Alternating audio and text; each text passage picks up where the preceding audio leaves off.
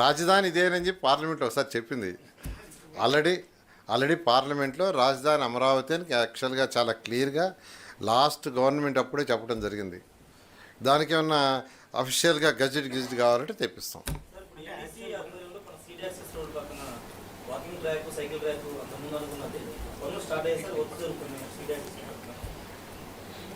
Seed access పక్కన యాక్చువల్గా path అది వర్క్ జరుగుతూ ఉంది.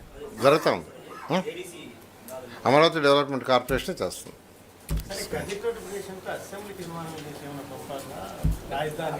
ఆల్రెడీ ఎప్పుడో చేసింది కదా, అది ఎప్పుడో చేసింది, కేంద్రానికి కూడా పంపించింది.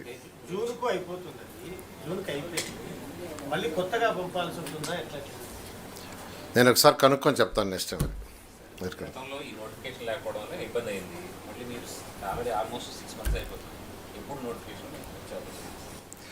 దాన్ని యాక్చువల్గా నేను ఒకసారి అధికారులతో దాన్ని పర్సూ చేసి ఆ నోటిఫికేషన్ టైం ఎప్పుడైపోతుంది, మళ్ళీ అవసరం లేదనేది దాన్ని కనుక్కొని పర్సూ చేసి చేస్తాను.